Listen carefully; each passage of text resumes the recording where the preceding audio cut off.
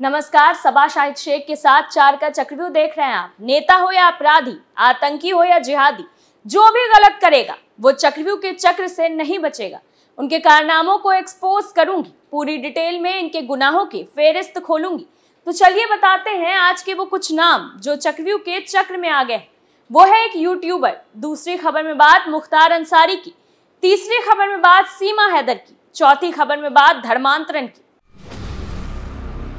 सबसे पहले बात एक यूट्यूबर की। उत्तर प्रदेश के बरेली में इनकम टैक्स विभाग ने एक यूट्यूबर के घर पर छापा मारा।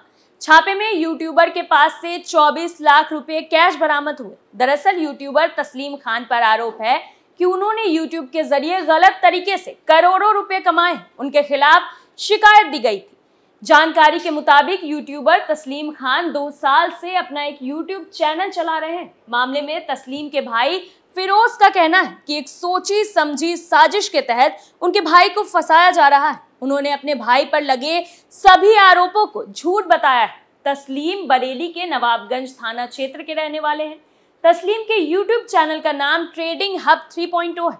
इस चैनल पर शेयर बाजार से जुड़े वीडियो डाले जाते हैं। तस्लीम के भाई फिरोज ने बताया कि चैनल से अब तक 1 करोड़ 20 लाख की कमाई हो चुकी है। फिरोज इस यूट्यूब चैनल के मैनेजर। फिरोज ने बताया कि 1 करोड़ 20 लाख में से हमने 40 लाख का इनकम टैक्स भी जमा कराया है। मैंने और मेरे भाई ने कोई भी गलत काम नहीं किया और ना कर रहे हैं। हम अपना यूट्यूब चैनल चलाते हैं, इससे हमें अच्छी आमदनी होती, बस यही सच्चाई। वहीं तस्लीम के पिता मौसम खान ने भी बताया कि उनके बेटे पर लगे आरोप गलत है। उन्होंने कहा कि 16 जुलाई को इनकम टैक्स की टीम आई थी। उन्होंने जांच की। जांच में मेरा बेटा निर्दोष पाया गया।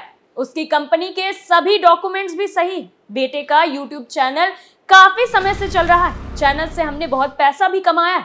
इस पैसे से बेटे ने अपने कारोबार को और आगे बढ़ाया, जिससे कुछ पड़ोसी नाखुश रहने लगे और उन्होंने शिकायत कर दी। ये छापेमारी एक सोची समझी साजिश है। वहीं तस्लीम की मां का भी दावा है कि उनके बेटे को गलत तरीके से फंसाया जा रहा है। दूसरी तरफ तस्लीम की प्रॉपर्टी और चैनल की जांच चल रही।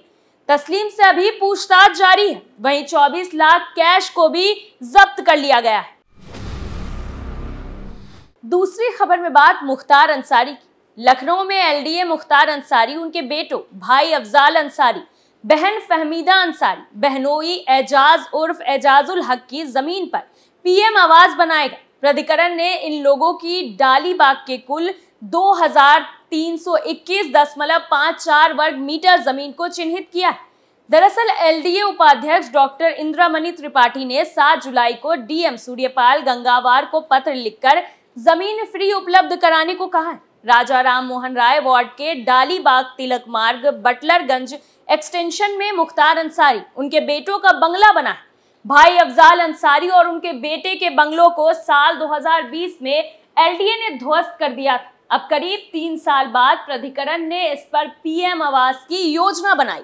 इसके निर्माण के लिए 2327.54 वर्ग मीटर जमीन मांगी।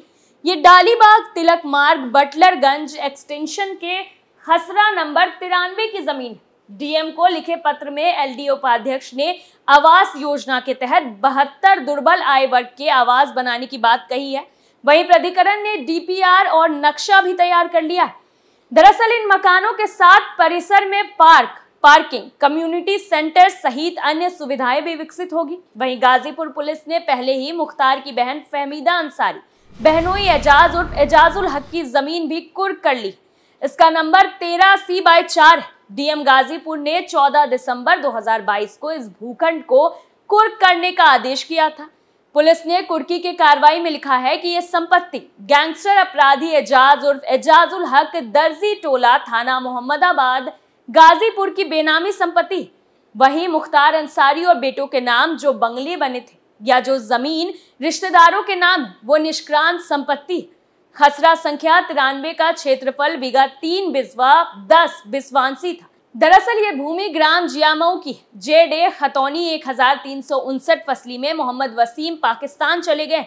इस पर कस्टोडियन का कब्जा बताया गया है। ये निष्क्रांत संपत्ति के रजिस्टर नंबर 10 के क्रमांक RH-1/1 पर निष्क्रांत संपत्ति के रूप में वहीं एलडीओ उपाध्यक्ष डॉक्टर इंद्रामणि त्रिपाठी ने बताया कि डालीबाग में प्रधानमंत्री आवास योजना के 72 फ्लैट बनाने की योजना तैयार की गई। डीएम को जमीन उपलब्ध कराने के लिए भी पत्र भेजा गया है। तीसरी खबर में बात सीमा हैदर की। पाकिस्तान से भारत आई सीमा हैदर इन दिनों सुर्खियों में। सीमा लगातार अपने प्यार सचिन के बारे में सबके सामने खुलकर बातें कर रही। इस बीच सोशल मीडिया पर कई लोग ऐसी आशंका जता रहे हैं कि पाकिस्तान ने सीमा को जासूस बनाकर भारत भेजा है। इन्हीं आशंकाओं के बीच उत्तर प्रदेश की पुलिस अब सीमा की कुंडली खंगाल रही, जिसके बाद हर दिन नए नए खुलासे हो रहे हैं। अब सीमा हैदर का नेशनल आइडेंटिटी कार्ड सामने आया है, जिसमें बड़ा झोल निकलकर सामने आ रहा है। ये नेशनल आइडेंटिटी कार्ड पिछले साल ही इशू हुआ है। इस कार्ड में इशू डेट 20 सितंबर 2022 लिखा हुआ है। ऐसे में सवाल उठता है कि आखिरकार सीमा ने इतनी देर से अपना पाकिस्तानी पहचान पत्र क्यों नहीं बनवाया। जांच एजेंसियों को ये बात हजम नहीं हो रही। कार्ड पर सीमा का डेट ऑफ बर्थ 1 जनवरी 2002 है, जिसके अनुसार सीमा की उम्र 18 जुलाई 2023 तक 21 साल 6 महीने 17 दिन। वहीं कार्ड पर सीमा की फोटो भी। वहीं आईडी कार्ड पर सीमा का एक उर्दू में हस्ताक्षर भी है। साथ ही सीमा और उसके पति गुलाम हैदर का नाम उर्दू में लिखा हुआ है। कार्ड के ठीक ऊपर पाकिस्तान लिखा हुआ है। पुलिस को सीमा के पास से 2 पासपोर्ट भी मिले हैं, जो कि इसी के नाम से है। इस पाकिस्तानी पासपोर्ट में उसकी जन्म तिथि 1 जनवरी 2002 लिखी हुई। वहीं दूसरे पासपोर्ट का नंबर अलग है, पर इस पर भी जन्म तिथि वही लिखी हुई है। ये पासपोर्ट पाकिस्तान के खैरपुर के पते पर बनवाए गए थे। सीमा इससे पहले भी 10 मार्च 2023 को पाकिस्तान से दुबई के रास्ते नेपाल पहुंची थी। यहीं पर सचिन से उसकी मुलाकात हुई थी। यहाँ पर दोनों ने एक होटल लिया था, जिसका नाम विनायक होटल था। होटल में 1 हफ्ते रुकने के बाद सीमा वापस पाकिस्तान चली गई थी। हालांकि अब फिर सीमा वापस भारत आ गई। सीमा का कहना है कि वो अपने मोहब्बत सचिन के लिए भारत आई। वो कोई झूठ नहीं बोल रही। हालांकि सीमा हैदर की इस बात में कितनी सच्चाई है, वो तो वक्त ही बताएगा। चौथी खबर में बात धर्मांतरण की। कानपुर के रावतपुर थाना क्षेत्र से इंसानियत को शर्मसार कर देने वाला एक मामला सामने आया है। दरअसल मामा भांजे ने मिलकर एक महिला के घर में घुसकर उसके साथ दुष्कर्म किया। आरोपी ने महिला का अश्लील वीडियो बनाकर इंस्टाग्राम पर वायरल कर दिया। आरोप है कि अब महिला पर धर्मांतरण का दबाव बनाया जा रहा है। पुलिस ने आरोपियों के खिलाफ गंभीर धाराओं में एफआईआर दर्ज कर जांच शुरू कर दी। इलाके में रहने वाली महिला ने पुलिस को बताया कि उसे इब्राहिम वारसी मूल रूप के रहने वाले फतेहपुर हाल पता मसवानपुर फतेहपुर अपने भांजे एहसान अली के साथ आए दिन अश्लील मैसेज करके परेशान करता है। इंस्टाग्राम पर गंदी फोटो भेजकर परेशान करता है। आरोप है कि एक दिन वो घर पर अकेली थी। तभी रात करीब 10:30 बजे इब्राहिम और उसका भांजा एहसान घर में जबरन घुसा और मुंह दबाकर दुष्कर्म किया। इसके बाद से लगातार धर्मांतरण का दबाव बना रहे हैं और धर्म परिवर्तन न करने पर उनके भाई और बेटे का अपहरण कर हत्या करने की धमकी भी दे रहे हैं।